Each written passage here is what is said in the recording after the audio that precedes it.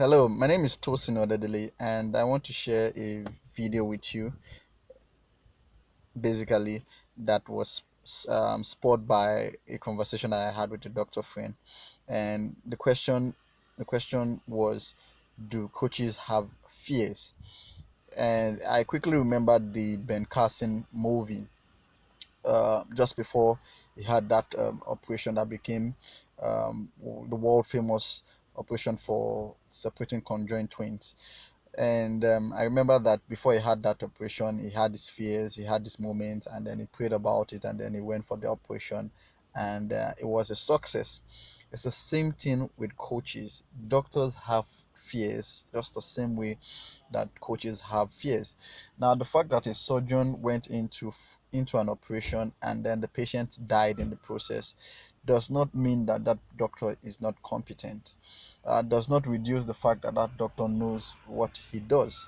Okay, it just means that you win some, you lose some, and it's the same thing for coaches. For coaches, you have fears. You have fears that range from if you will meet the expectation of your client, if you will actually produce the result that is expected of you, if things won't go um, as planned, and all of those things.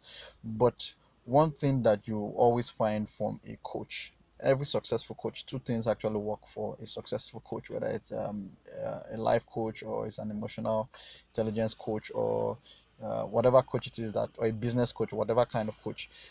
His competence level, which brings about his confidence, and then his spirituality level.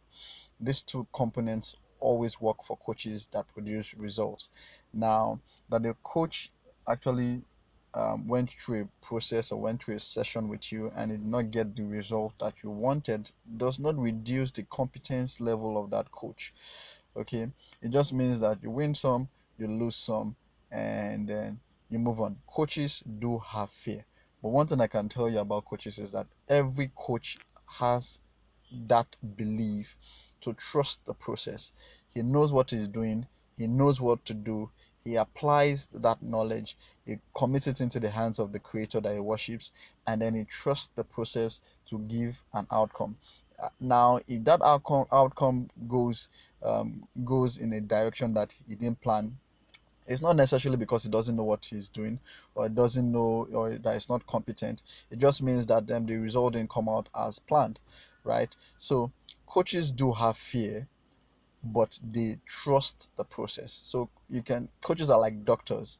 They go into the theater, or like surgeons, they go into the theater believing that what they know or their experience level will produce the result. But ultimately, the result that comes out is beyond, sometimes beyond what we can actually understand or can explain. So if you've actually tried out a coach and you did not get a result, don't assume that that coach is not competent enough. Every coach has a fear, but we go in there trusting the process and putting in our best, and then we leave the rest to God. So coaches do have fears, but we trust the process. Thank you. I'll see you again sometime soon.